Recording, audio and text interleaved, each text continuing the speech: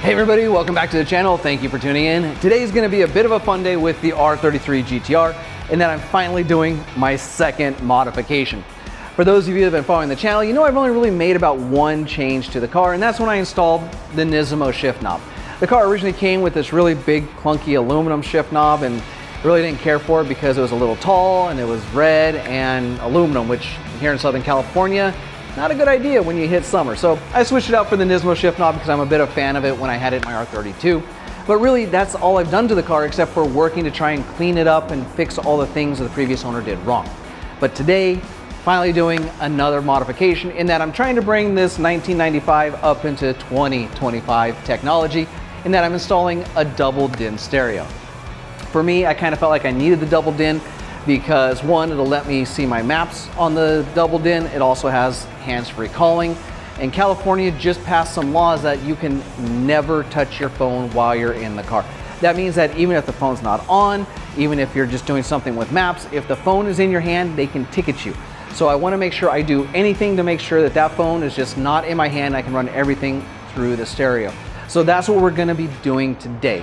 However, installing a double DIN stereo does come with a potential sacrifice. Now, with this particular car, there is space for a double DIN because in the center of the dash, there's actually 3 single DIN slots, but they're all kind of used up. At the very top, you have the triple gauges. Below that, you have the AC controller. And then of course, below that, you have the normal single DIN radio. Now, obviously you can install a double DIN stereo in that area, but you have to sacrifice either the triple gauges or the AC. Now for me, like I said, I live in Southern California where we can hit 110, 120 during the summer. So driving this without AC, not really an option unless I'm never planning to take this car very far. The other option would then be to get rid of the triple gauges, which is something I really don't want to do because I had the triple gauges in my R32 and now it's in the R33, and to get rid of those triple gauges kind of gets rid of that GTR feel. So what do? Well, there's actually a couple options. The first thing that some people do is they buy an extension harness for the AC controller and they relocate it to the glove box. I don't really like that option, although it'll work. The problem is then if I want to adjust the AC or turn on the heat or do whatever, I have to reach over, open the glove box, manipulate the controller. Not exactly a good idea while you're driving. The second option that some people do is they mount it in the center armrest. And to me, that seems like it's the most viable way because all you have to do is just open the lid, it's right there, you can see it, you know what you're setting your temperatures at, and you don't have to really worry about leaning over. The problem with that option for me is you then have to kind of drill and cut your center console. Given the fact that these cars are now hitting 30 years old and a bit of a collector call status, I really don't want to hack up anything in the car or do anything that's not reversible should I or any future owner decide they want to put this car completely back to stock. So that really doesn't leave me with a bunch of options until recently. About a month or so ago, a new company came out. It was called V-Spec Engineering, and they've released an AC relocation kit that actually removes the AC controller and puts it where the current cigarette lighter and ashtray are. The cool thing is the way they did this is they created a whole shifter surround. So they basically replaced the entire plastic around the shifter. So I'm not cutting anything, I'm not drilling anything. All I'm doing is moving the AC unit. And if I ever want to put the car back to stock, I can do that because I haven't cut or hacked anything. So that's what we're going to be doing today. We're going to be installing the Pioneer double DIN system. We're also going to be taking a close look at the V-Spec AC relocation kit and installing it in this car. However, 2 things before we get started. 1, if you do want to see more automotive, particularly GTR and S14 content, don't forget to subscribe to the channel. And 2, if you'd like to support the channel, I do have the JD Archer shop. You go to jdarcher.bigcartel.com, you can see a limited selection of t-shirts I've designed that are for sale. But with that out of the way, let's start bringing the R33 GTR to the 21st century. To start off with, we're going to take a look at these pieces from V-Spec. This is what's going to let me move my AC unit down below and I don't have to hack up anything or, basically try to relocate the AC control to the armrest or the glove box. So it makes it still convenient to get. Now, V-Spec actually has 2 different versions of these. This one, as you can see, has got a nice flush mount to it. So it basically sticks right in with where the dash is. This one right here, however, has a little bit of a protrusion. So it kind of bumps out just a little bit. And I think they did this for 2 reasons. First one is if you have a Series 3, the dash kind of bubbles out a little bit more, so it fits more with that. And two, if you use the flush mount, the AC unit doesn't fit properly in here. You actually have to modify the AC unit to fit because there's stuff behind it. Now, fortunately, VSpec does give you this, which is a little adapter. So you take apart the back of your AC unit a little bit, it goes into here, everything mounts properly. Once again, no cutting, but there again, at least everything will fit. Now, looking at these pieces, they're actually 3D printed, but whoever did the 3D settings on their printer did a really good job. As you can see, the layer lines are very minimal. They are there, but they're very, very well done. There's not a lot of errors. You can see where, yeah, they use some tree supports through here. And so it's not perfect, but no one's gonna see in there anyways. You're only gonna see this area. So overall, the printing on it is very well done. Now, just so you know, there was a bit of damage right here. You have these little posts. This is what's going to hold on to the shift boot. There's little push nuts that hold it in place. This one broke off. Now, I don't know if that happened during transit or because I also had stuff kind of in the box with it. I might have done it myself. So in full transparency, that might be because of the print, might be because of me, but a little bit of super glue will probably fix that. So I'm not too concerned. Overall, I think these look really, really nice.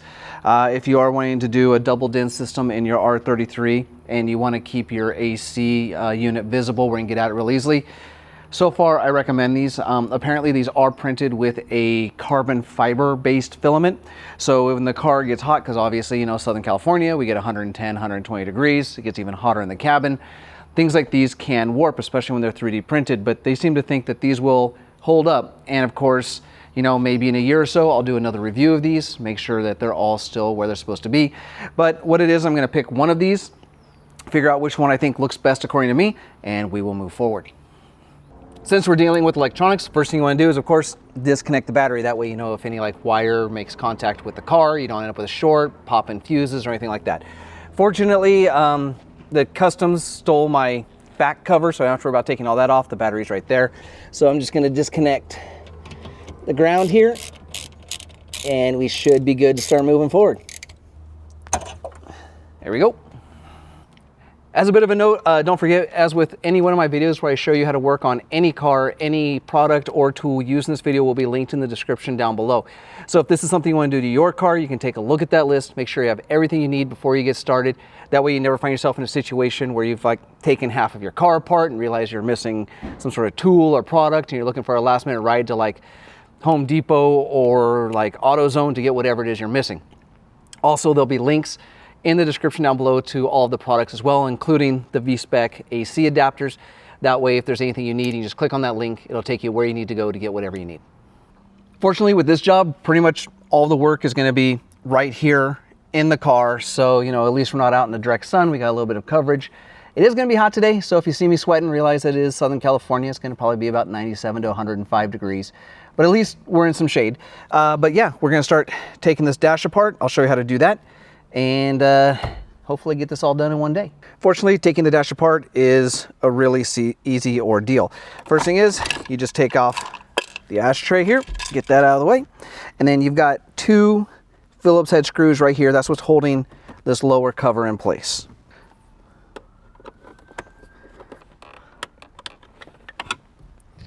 And then the great thing for me about having the ashtray is if you keep all your little screws in there, don't have to worry about losing them. You just need to grab and pull. Yep. All right. As you can see, that comes out super easy. Just need to disconnect the wires from the cigarette lighter here. And free and clear. All right, now something else we're going to do today is, because the AC unit's going to go here, obviously I'm losing my cigarette lighter, which is where I used to charge my phone. But what I picked up was a little adapter that puts two USB chargers right here. So we're going to basically be hooking a wire into here and the ground to charge the lower one. And then we're going to run the upper USB to the radio. That way I can plug directly into the stereo. Now to get this piece off, once again, we have two more Phillips head screws right here. and right here.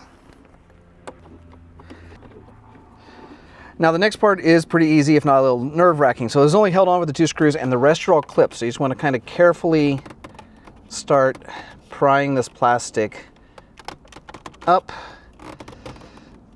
That's bending a little much for my taste. I'm going to get a trim removal tool. Also, it helps to move the steering wheel down, because you're going to have to, this whole piece comes off as one piece.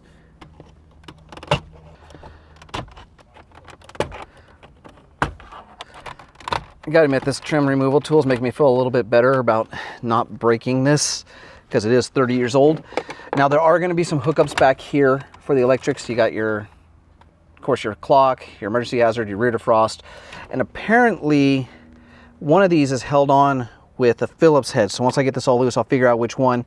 You have to unscrew it to get the electrics out.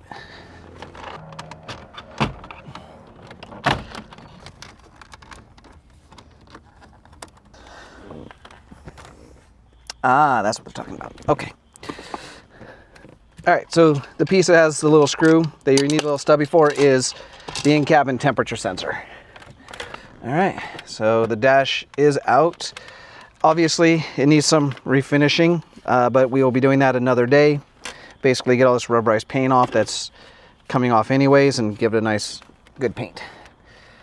So next, we're just gonna get this whole area out. Right now there should be 4, but it looks like 2 are missing, so there's just 2 right now.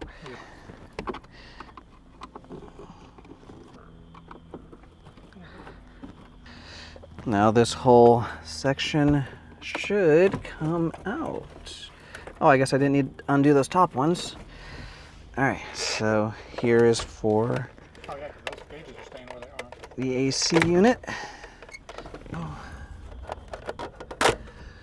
All right, and that's the whole unit out. So we're gonna need to reuse these side pieces on the double din, and then this AC unit is gonna get moved to the thing down there. One thing I forgot to do was test fit them to see which one I liked the look of the best. So I was gonna loosely put that back in because we forgot to do it. We got smart, took off the top of the steering wheel column. All right, so if we wanna compare, yeah, so there's the flat. So that's what I was talking about, where it looks like with the flat one, someone literally just, you know, kind of cut a hole in the stock piece, is the way I feel about the flush mounts. But this one, see, at least it kind of pops it out a little bit. And then at least I don't have to worry about punching it. So with the Garage Yoshida made one of these that came out a lot farther, and people were saying they kept punching their AC. So I think I like this one because it just kind of gives it a little bit more of a separation. Yeah. So as I originally thought I was going to go with this one, definitely going with the one that pops out. So here's the old jumper harness. God, they really hacked this up. That's not good. So ideally you buy a harness that allows you to adapt the new stereo to the old harness, but this guy's just got miles and miles of cable going to random stuff. All right, so in the box, here's the plug for the new, so we're gonna have to use that to connect, although this plug looks similar to the one that was on the old one. Maybe you'll just plug right in. So looking over this masterful wiring work this car has, I think we finally have figured out what is happening here. So inside the car, they use some camera work here. There's 2 plugs. If I go through here, there's 2 wires here. There we go. This one is effectively all the data coming into the car, or into the stereo from the car. This one is for audio, so like your speakers and amplifier connection, all of that are in there. He's going through on this wire. Let me try not to knock everything over. He's capturing, where's that? So on this, he's capturing here that first connection. So all the data's coming in, which as you can see, he's passing straight through to another connector that we don't think went anywhere. So it was just kind of existing, but he's capturing 2 lines off of here. And this is the yellow one is, or no, the red one is the ignition line. So it knows when the car's on. Yellow one's just pure power. So it turns the stereo on, give the stereo power. That's going through all this into here. That's the signal or the connector to the back of the stereo. And out of there, he's going into this for the audio signal that goes back into the stereo. So we should be able to just kind of clip those and reuse their lines and connect up. The question I have is, he's also got this connector going to something, but it looks like it's just power, judging by the colors. And there's just lines cut everywhere. So really, this is just a terrible, terrible wiring job. But it feels like this is 3 wiring jobs that have landed on top of each other. So I'm sure there's been multiple stereos and they're just kind of hacking stuff in. So what we're going to do is we're going to maintain the wiring on the harness. I guess what JD wants to do. And then we're just going to cut and kind of reuse some of this. I'm going to leave this pass-through intact, possible. If I can, we may not. I'll end up having to see how it goes. And we're just going to kind of run with that. So I guess we can get started cutting and splicing them. Little update. It's been some time. In the GTR, we've done a lot of wire exorcism because previous owner had wires going all over the place. That's what we're working on. We think we have the harness built. So when you get a harness, they give you pretty much the harness that plugs into the factory harness with a bunch of empty wires, and then you have the harness that came with the stereo. Unfortunately, I did order that harness, but it's not going to be here for like 2 weeks, so I'm going to cancel it. Fortunately, because this car did have an aftermarket Pioneer stereo to begin with, it already had that harness in there, so we just kind of took it apart, attached it to the new harness that came with the new Panasonic. What I'm going to do now is take this unit apart here. It's just a couple of Phillips. And the reason why is I want to fit the AC unit to the V-Spec adapter that I got so that it'll fit where I want it to. And then I also need these side brackets because that's how I'm going to mount the new Panasonic to the car.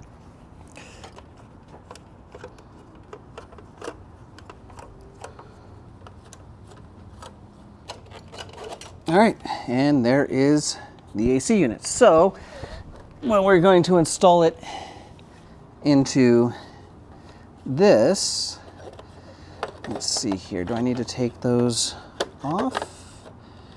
Oh, I see what he did. That's pretty smart. So if you look here, you can see there's 4 little holes. And when you take a look at these metal brackets here, there's tiny little screws here. So we're going to lose these metal brackets, and it's going to bolt in with these tiny little screws here. Man, those are tiny. All right, well, while we're waiting to get those, let's go ahead and get the rest of this out, because it sounds like the stereo is ready to go into the car. Did you already run the, Oh, I guess we still have to do all that too. All right. So here's the new stereo. There's the chassis. So sound's working. No, we're going to lose all these settings anyhow because speaker mode. All right, so we're going to run the microphone wire for the Bluetooth. I want it to sit on top of the stock. Obviously, that plastic's not there, so we're just going to run the wire for right now, and then when we put this all back together, we'll add the stick. It should be safe to run straight down. Yeah. And that keeps it away from. And then I'm going to install the GPS. Yeah. And then so for this, they say usually you want it underneath the windshield, no metal above it. Apparently, really the chassis bar they say is the best. Metal. Because I guess it also acts like an additional, It could become an antenna. yeah, extender basically. And because this thing's magnetized, it should just stick right to it. All right, so we found a nice fine tooth Phillips head. It looks like it's going to work with these, and oh, those are coming out nice. All right, so now to hook up these. Fortunately, they gave us bolts. They're not as flush as the ones that came on the actual car, so I might want to see if I can reuse. Yes. So even though I got new screw, oh, there are some flush mount ones. Okay, yeah, I guess I'll use the new ones if I can.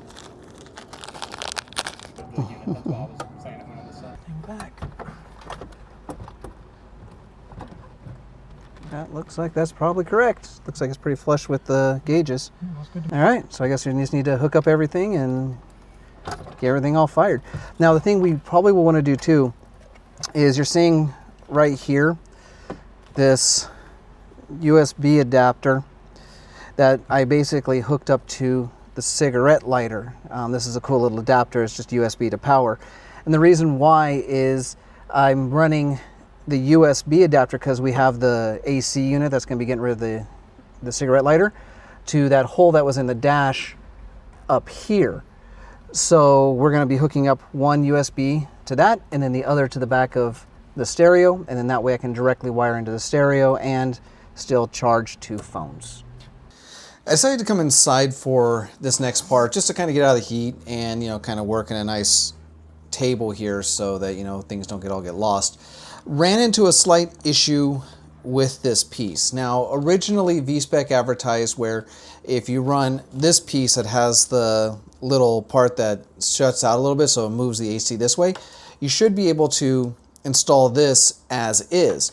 Whereas if you use their other one with the flat face, which I chose not to use, which is this one right here, see it's flat so the AC should go deeper in, it has clearance issues.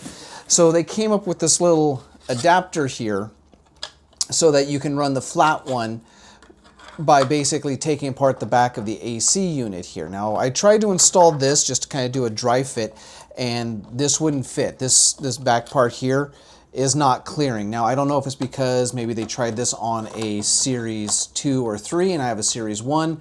So, but if you have a Series 1 and you try to use this, even if it has the extra space here, this is not going to fit. So I'm going to attempt to use their little kit here, which basically shrinks this so that it'll properly fit in the car. Also, I figure it's a good time to start transferring things over, like the shift boot. So we're going to get that all taken care of. As I did say before, we did have one of the posts that were missing. Looks like there's also some hardware that needs to transfer over to here from the stock piece, and we should be ready to install. Hopefully, this piece will get this to clear, and we can keep moving forward. All right, so to start off, I have the little piece that broke off here. So just going to hit it with a little bit of super glue here.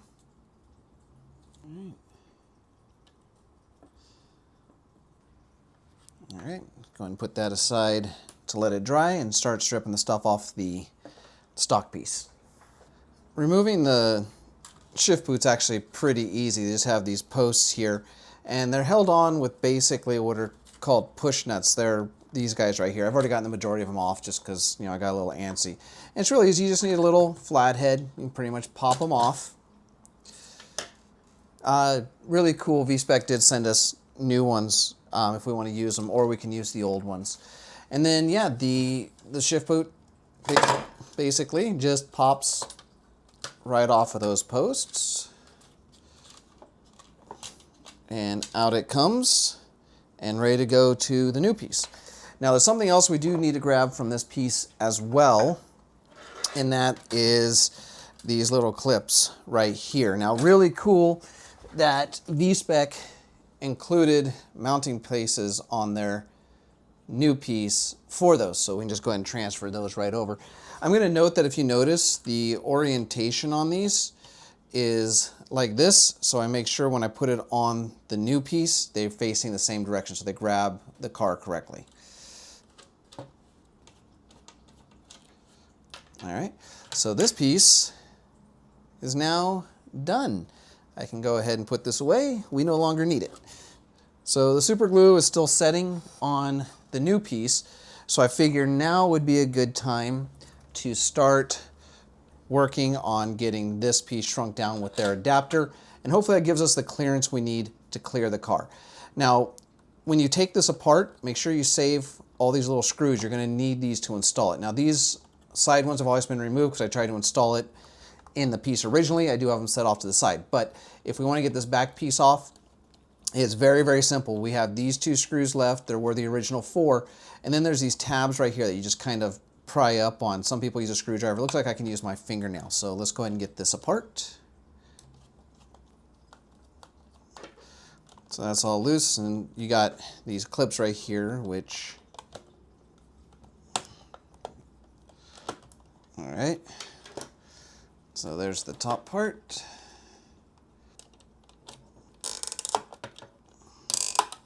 All right.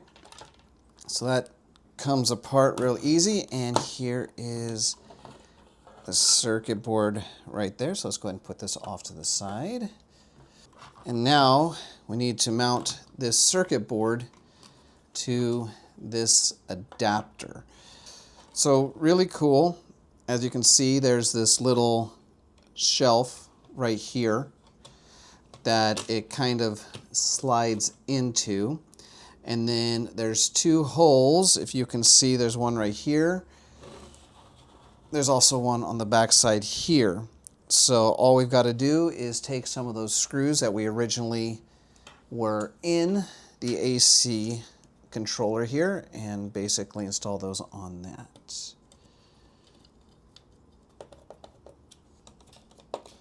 All right, so that is now properly installed.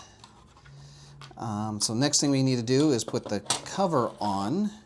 So as you can see, you got the plugs right here, it's got the hole right here, gap right here for the wires, so that just basically slides right over on like that. All right, and so this point, VSpec gives you some hardware to use. And so there are 4 little holes, 1, 2, 3, 4, and they give you these little Allen head screws. So you're using something a little bit smaller here. They also are nice enough to give you the proper size Allen wrench.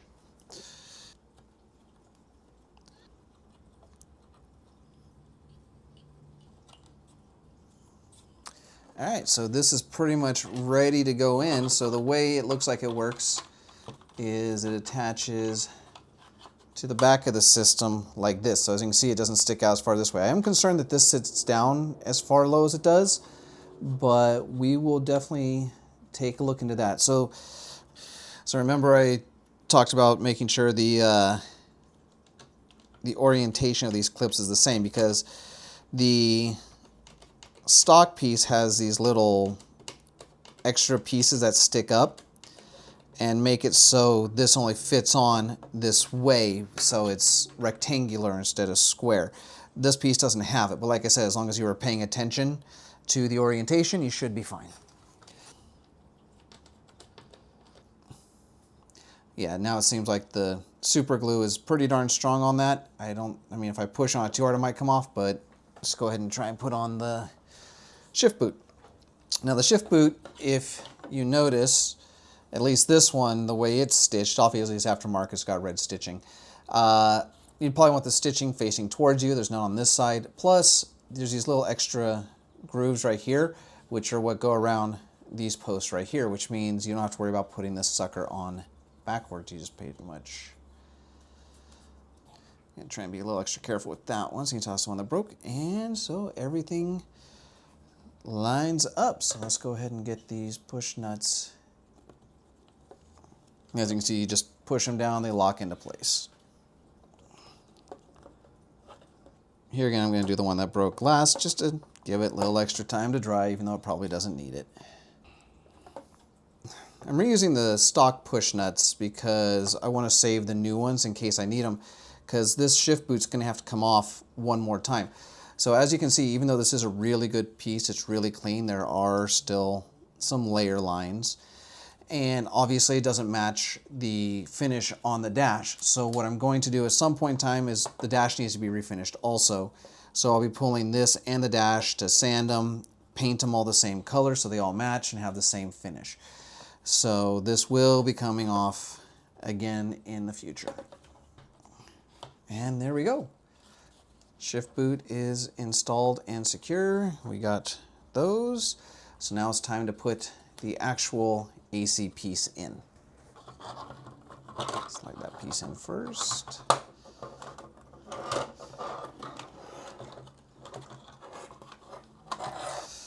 All right, so that is now fitting in there pretty flush.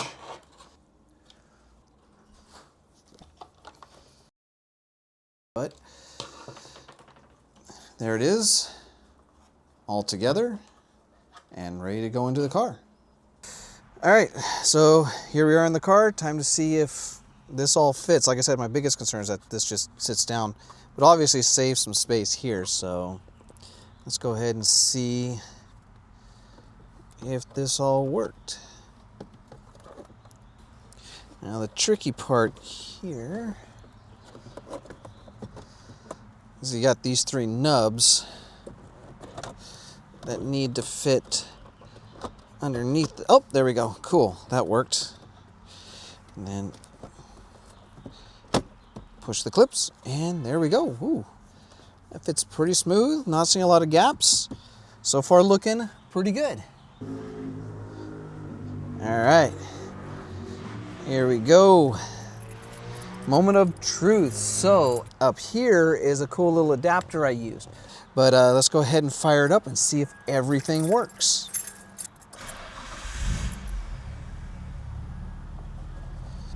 All right, so everything's looking good there. Stereo's working good. Let's go ahead and try the AC unit here. Looks like the AC, at least this area is working. Let's go ahead and kick on the AC. Yeah.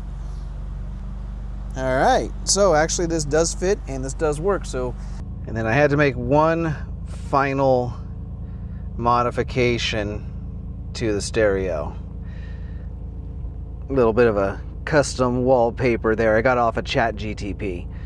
But other than that, things are starting to look a lot nicer in here. And there it is, the full installation of the Pioneer double-din stereo and the VSpec Engineering AC relocation kit in my R33 GTR. I definitely got to say the installation process was not as bad as I thought it was going to be, aside from the fact that we had to figure out that harness that the previous owner did and it was all hacked up and all over the place. But once we got that figured out, it is actually a pretty straightforward install. Now that being said, there is a slight issue with the Pioneer stereo in that it doesn't completely fill up that gap where it's installed. There's a pretty good sized gap between it and the triple gauge system. So what that means is I either find a bezel that'll fit in there, or maybe I'll just measure and 3D print something, stick it in there just to kind of clean it up, because right now it does look a little bit wonky. But that's really about the only issue I have. Now, as for the VSpec Engineering AC relocation panel, that is an amazing product. I mean, the installation was straightforward. Everything fit exactly as it should. Once I converted the back of the AC controller, it slid right in there. So it's very, very good. I mean, you have the mounting points for the shift boot, you have the points already there for the clips, so it just clicks right in. It's also a very thick product. I'm not sure if you could see on the video when I was showing it, it's a pretty thick piece, so I don't feel like that's in danger of breaking at any point in time. It is a question of whether or not it will withstand the heat though, because things that are 3D printed tend to have issues in cars as things get hot. However, the owner and the guy who made the product did let me know that apparently he uses some sort of like carbon fiber infused filament, which is supposed to withstand the heat. So we'll find out a little bit later when we start hitting like 110, 120 here in Southern California and it's in the car. If it warps or melts, I will let you know. But for right now, an amazing product. If you're thinking about putting a double din stereo in your R33, I 100% recommend going with this product. He has both the one that has the pop out and the flush. So you have options there too based on your style. Now I know what you might be thinking, maybe he sent these to me for free. He did not. I actually did pay for mine. So this is an honest review. I spent the full asking price. Well, no, he cut me a break on shipping, about 10 bucks. But I did pay for this product, and this is an honest review. I definitely say that if this is something you want to do your car, 100% get it. There's no issues here so far. I hope you enjoyed this video. If you did, go hit that thumbs up button to let me know. It does help the channel out a lot. As I did say at the beginning of the video, if you'd like to see more automotive, particularly GTR and S14 content, don't forget to subscribe to the channel. You can also follow me on all forms of social media, which include Instagram, Twitter, Facebook, and TikTok. There'll be links for all those in the description down below. Now, after watching this video, if you have any questions about either the VSpec Engineering relocation kit or the installation of the Pioneer stereo system, or there's something I could have done that was even better, go ahead and post in the comment section down below. I will respond to you. I thank you all for watching, and until next time, forget everything else, focus on the finish line.